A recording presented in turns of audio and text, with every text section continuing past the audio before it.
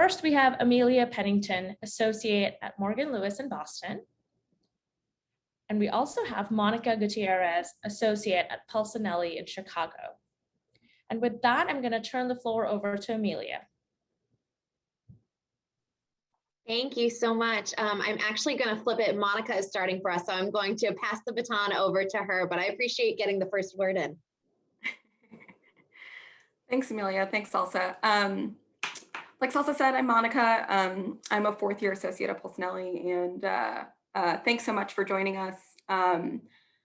We're going to talk about emails, which, I think in this post-pandemic world, it's more important than ever that we're communicating effectively via email. And as far as trademark attorneys go, I think our clients can generally be split into two categories, and that's smaller clients, startup clients, small business owners, or general counsel, large corporation with a very sophisticated IP portfolio.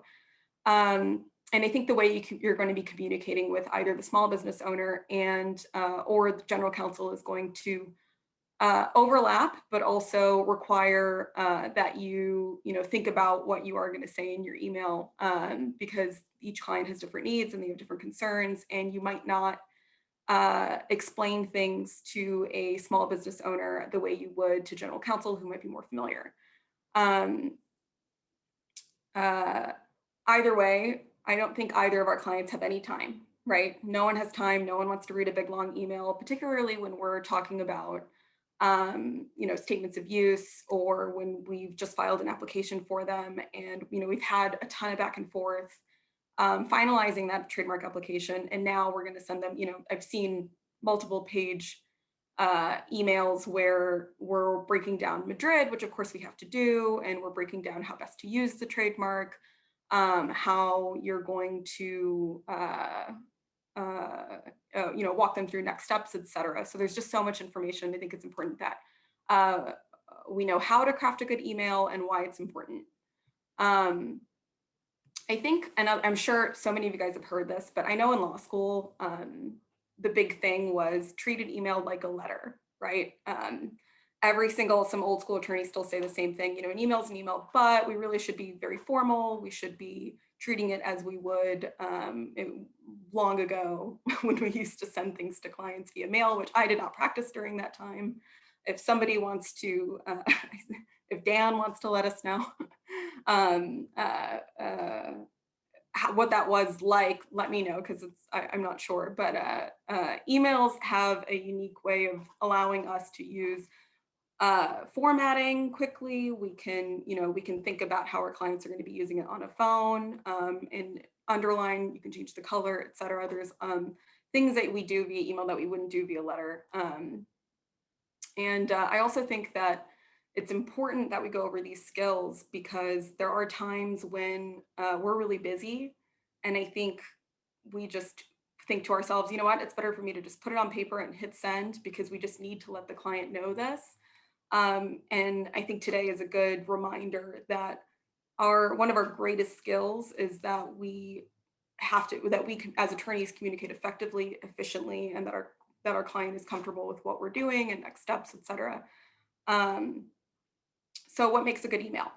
I think we can break it down into 4 things. Makes it clear for the client what the issue is. Makes it clear for the client what we need from them, if anything. Makes it clear for the client what steps we are taking for them and why, and what to expect moving forward. As far as making messages clear and brief, for an office action refusal, for example, we want to tell them your trademark was refused, and then what are the next steps, right? We recommend responding, or we don't recommend responding, et cetera. What do we need from them? If it's a statement of use filing, immediately we can let them know, we'll need 2 things from you, right? The date of first use, and a specimen or an example of use. Next steps, are we going to be filing for them? Is it a substantive refusal? Or if it's a non-substantive refusal, maybe sometimes you tell them we're going to call the examiner, et cetera, make that clear. And if there is something that we need to reach them back, we're going to be reaching out to them again, let them know that. Let them know, I'll circle back in a week to check in with you, and just make sure that that's really clear. So again, what are the issues? What do we need? What are we doing, and what to expect? We're going to go over the mechanics of the email as well, so I'll throw it back to you, Amelia. Thanks so much, Monica. So piggybacking off what Monica said, it's really important to think of an email as a canvas to convey what you need from somebody.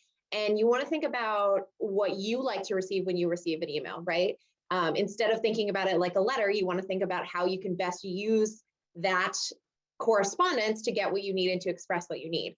And so there are a few ways that you can translate that. And here are some kind of tips and tricks to work through that. So I would start at the top, which is your subject line. So a lot of the times as trademark practitioners, we get on long threads where it went from local counsel back and forth with us to the client, back and forth with docketing. And there's all of these different subject lines, and we're kind of just clicking forward and doing what we need to do next. That makes it really difficult for people to come back through when they're trying to recreate the history, or if a client asks for a specific question. I know my fabulous paralegal always yells at me when I don't change the subject line, because she's like, how am I ever supposed to find this? So it's really important that it's clear, that it's organized, and that it's referencing what you're actually writing about, and not the issue that kicked off the correspondence, 10 emails ago. The other way you can use subject lines is you can use it to get your attention from somebody who's not giving you the response that you may need. So oftentimes, our clients are really busy, and there are times when they're like, I do not want to deal with this statement of use or to give you my first use date. And it's important to be able to catch their attention if you have an upcoming deadline. So I always like to add something, instructions requested, or follow-up questions, or upcoming deadline. And the kind of, urgency of the subject line increases as the urgency of the matter increases. The flip side of that is you want to be careful not to scare your clients. So how many of us receive recruiter emails and the first line says, in case you missed our last call, and everybody's heart drops and it's like, what did I miss? I can't believe I missed the call. And then you go into the email and you realize it's from a recruiter and you get really mad. So if you had an urgent email down, before, make sure you're adjusting that subject line if you're working off that moving forward. Because once the urgency is gone, please take away the scare tactics that we use to get there. So just kind of being really thoughtful about your subject line really does go a long way. And then your next opportunity for really exceptional client service comes next, which is knowing how to address the person you're talking to. So one of the things that I think really can set you apart as an attorney and set your firm apart is paying attention to the personal aspects of your clients. I know there are some people who like certain nicknames, some who don't, some who want to be addressed, missed last name, some who want to be addressed only by their first name. Being thoughtful about gender pronouns, that's a big one that we need to be thoughtful about and careful about. So really think of your clients as people. I know that sounds very obvious, but one way to show that we're caring about them and we're thinking about them is, in how we address them when we email them. So that's a big one. The next thing that's very important to clients and very important to us is cost. So whenever you're going to include an estimate, please, make sure you bold, make sure you underline, make sure you italicize, whatever your way of doing something is to really grab someone's attention. Make sure you're making that clear. And then also break down for them what that cost is depending on the client preference. So I have some clients that track costs super closely. And the first time that they ask, does this include your fees and local counsel's fees, or is it just filing fees? Really break that down for them so they know it every time, so that they're not going, well, I know this is a big chunk of money. Am I going to get hit with another bill when you analyze that search result? Am I just paying for, the comprehensive search? Be clear with them about costs, because that'll go a long way. And it'll also show that you're really being thoughtful about what matters to them. Because as we know, money can really drive our industry. So it's important, we're expensive and it's worth it, but it's really important that we make clear to a client what they're paying for. And then following that, you want to know exactly how a client likes to receive information. And it's pretty easy to figure that out after one or two emails. So what I do, I actually have a chart of all my clients and the type of correspondence they like. I have some clients that they really just want that first paragraph, and then everything else can be a memo you attach to them. Other clients really want me to walk it through, every step. What is happening? Why am I thinking this way? How do people like things formatted? Do they have an internal tracker that they're using? ask the clients how they're keeping track of everything. And if there's a step you can take off their plate, again, that shows you going above and beyond, and it makes everybody's organizational life a lot easier. So be thoughtful about how people are receiving your messaging and keep track of that. So every time you can adjust accordingly. Your emails shouldn't be, bulk emails that every client gets this, every time you have a search result, you write something the same way. Really tailor it to who you're speaking to. That translates and it'll go a long way. Another thing is to be sure that you're using your internal reference numbers appropriately and the client's reference numbers appropriately. So if you have an internal docketing system, make sure that you're using those numbers somewhere so that docketing can pick it up. If your client has a reference system, make sure you're being thoughtful about that. If local counsel has a reference system, and then also include the application numbers, because again, it makes it much easier when people are trying to retrace their steps. And then the final kind of 2 tips and tricks is make sure that all the appropriate people are copied. Again, I know this is a really basic one, but if you take 5 seconds at the end of the email to just double check who it's going to, who's CC'd, make sure that everybody who needs to be CC'd is, and people who shouldn't be CC'd aren't. I think that's a key kind of extra step that sometimes we brush over in our busy lives. And the final is when you're using attachments, make sure you rename them if you're getting them from a download or if you're getting them from somebody else. A lot of times people are going through things really quickly, and if it's not clear what attachments correlate to what you're referencing in the body of the email, then it's going to take, again, people extra time to go through it. So whatever you can do to make the person receiving the message feel like you are paying attention to them, you've heard how they like to receive information, and you're being thoughtful about their needs. Those are kind of your 3 big things, and those were some tips and tricks for how to accomplish that.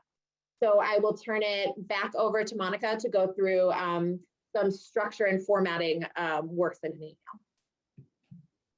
Thanks. So the structure of a good email, I think that as Amelia pointed out, does depend on your client and knowing your client well. So these are just kind of that general best tips and things that I think universally are what clients like to see. If you disagree, feel free to interject. I think there's room for opinions here, and I think I've had clients, interestingly, tell me that, I'm on my phone, as Amelia said, give me the 2 sentences and just attach everything, or email it to my assistant, and she'll take care of the rest, etc. But I think if we're starting an email, the first thing we want to do is put the bottom line up front, right? Here's our recommendation, or here is what happened.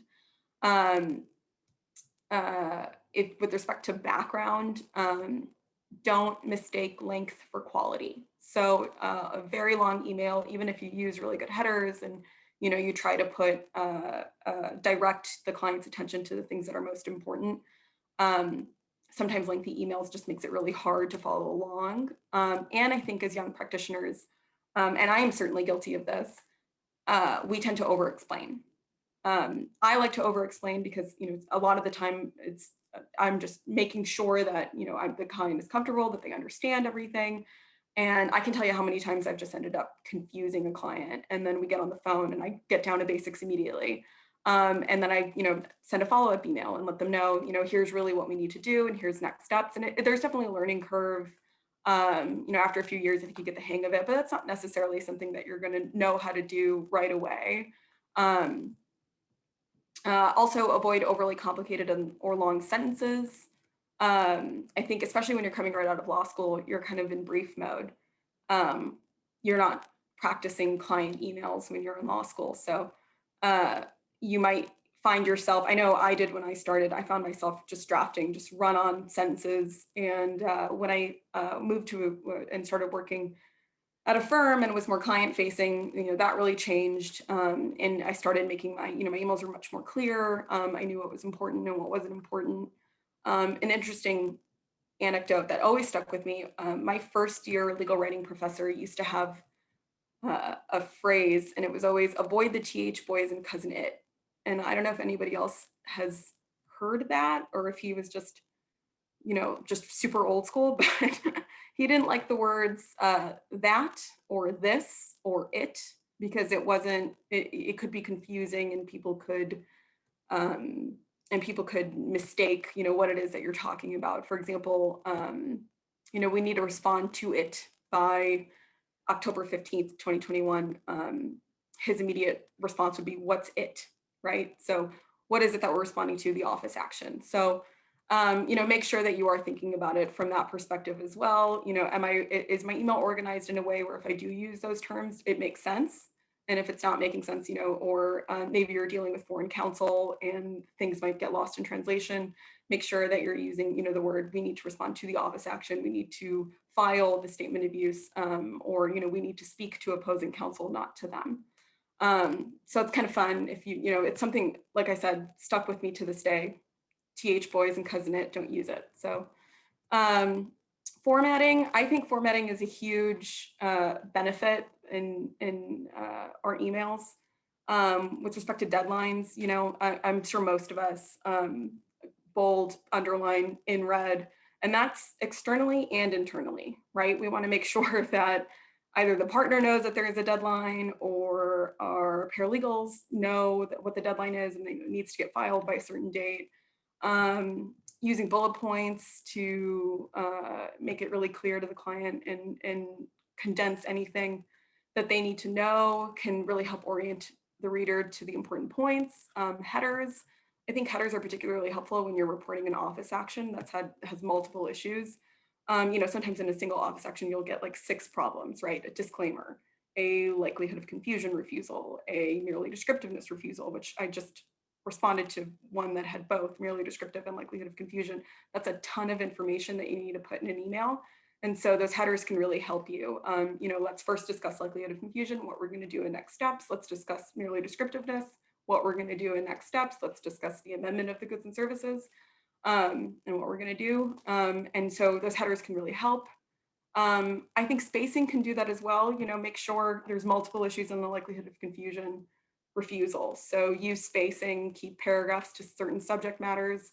That's very helpful. Don't recite the entire history of the issue in that email. I think sometimes it's good, right? Use to refresh your recollection.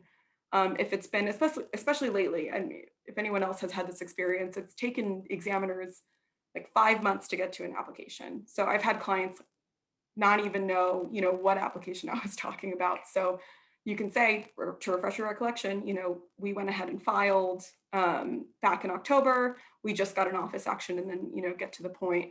But you don't need to say, we filed. If you remember, we went back and forth in the goods and services, and, we didn't include this, or I mentioned that, we would probably have to clarify, and now there's an office action, and now we have to clarify the goods and services. You don't need to say all of that. If you feel like it's been a while, remind them of something, but otherwise, just get to the point. So I think we can summarize a well-structured email as follows. What does the client need to know? What does the client need to do? And when does the client need to do it by? And you can really use formatting to help to get those 3 points to be really obvious to your client in your email. So, sometimes especially with an office action refusal, and there's multiple things that I need the client to sign off on, I'll highlight, and I'll put in the beginning of the email, I've highlighted where we need information from you. So the client can just go straight to the highlighted sections. They tend to use a different color font and say, yes, we agree, or no, we don't agree, or like, this isn't an accurate description of my goods and services. And so I think that can be really helpful as well. Also, if anybody has any questions, or if you have any anecdotes with respect to, I have a client that doesn't like when emails are like this, let us know. I also have clients that like charts. They have big IP portfolios, and so they really want us to break it down in chart form. Charts can be very, very helpful. I don't see them utilized as much as I think we should. A chart can really, you can put a chart together, especially if you have multiple things that you need to talk about, and or multiple office action refusals. I'm sure plenty of us have filed 6 office actions at once, and 6 applications at once, and get 6 office actions, and you need to report all of it. And you don't want to necessarily put that in 6 separate emails, unless of course your client needs to know or prefers that way, prefers that you do it that way. But You can do a chart right in the beginning of your email and just put, here's a trademark, here's a serial number, here are the goods and services to remind them, and here's the deadline in a chart, and then you can go through, what it is that needs to get done for each one. A lot of the times too, when you're applying for multiple trademarks, sometimes those issues overlap. Sometimes it's a disclaimer, etc. So you can really group things together in a way that makes a lot of sense. I will turn it back over to Amelia for what to do after the email. So you can implement all of these fantastic tips and tricks we're giving you, and it all doesn't do us any good if the email just drops into the ether, right? So just as important as crafting a good email and being communicative is being sure that you're following up and that you've docketed however it's appropriate for you to docket, what the next steps are. So some things that I do to make sure that things don't fall through the cracks, I think that's kind of the biggest struggle of being a trademark practitioner is we have so many moving parts, and you can have so many moving parts just for one client. And so everything is always on fire, and it's really important to kind of create these systems that will catch you when, it would be impossible if you tried to just keep it all in your head.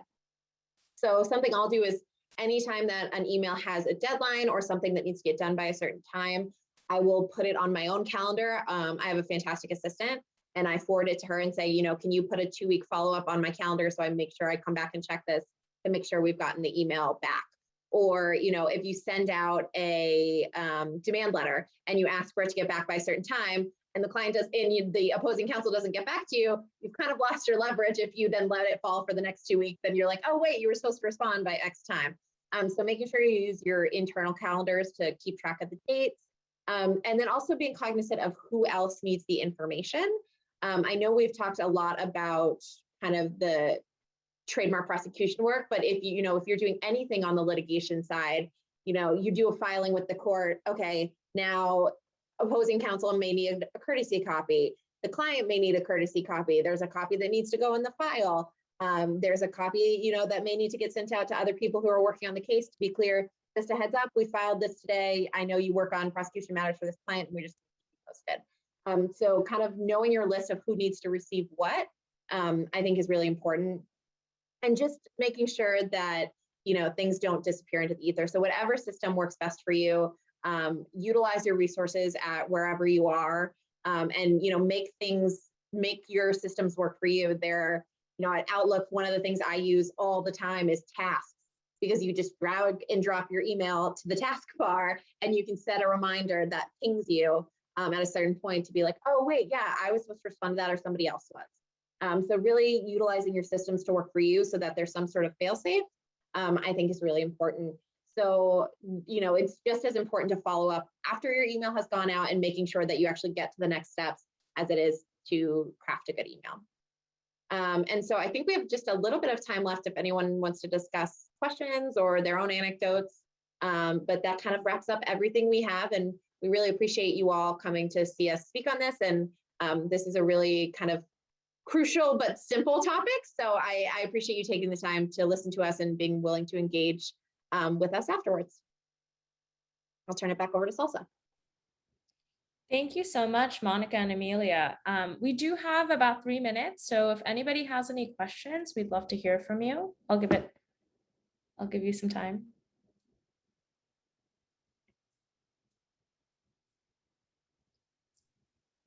I guess. Oh, go ahead, David. Hi, so longtime listener, first-time caller for the show.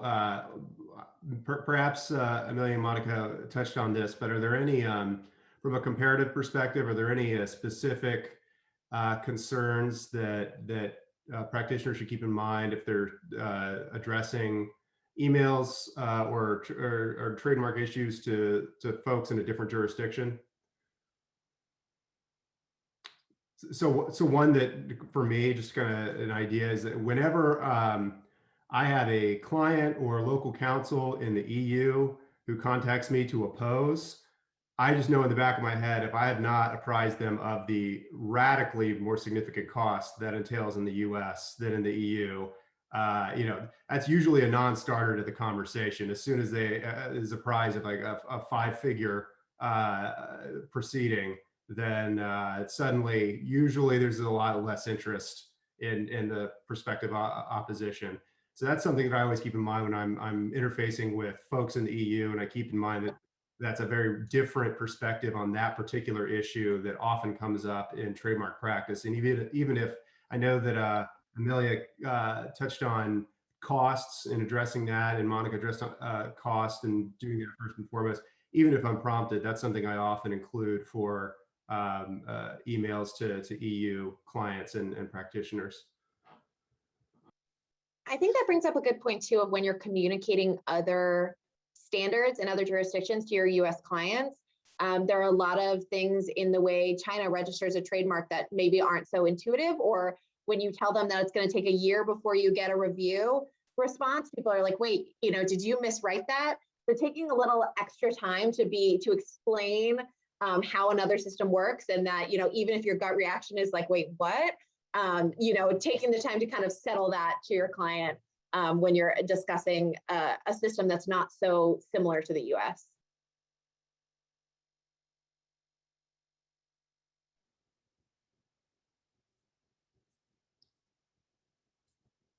Tamara, you want to go ahead? Yeah, just jumping off of what David said, I think another important thing to keep in mind is any documentary requirements. So if there are powers of attorney or any other signed documents, especially now with COVID, where it's difficult to kind of get everybody in one place, or any notarizations or legalizations that are required for other jurisdictions, just being super clear and upfront with the client, whether it's somebody you're dealing with nationally or a foreign associate that then needs to turn to their client, their more local client, with respect to those documentary requirements, and setting out sort of what the expected timelines are and how urgent it's needed. Because sometimes, I'll have a client that will sit on a document until the very next day, and we'll turn to them and send multiple follow-ups going, look, we still need to send this to be legalized. Can you, this is going to take a while. So in addition to the costs issue, I think also having the documentary requirements upfront highlighted and just making sure that everybody's on the same page in terms of understanding is critical.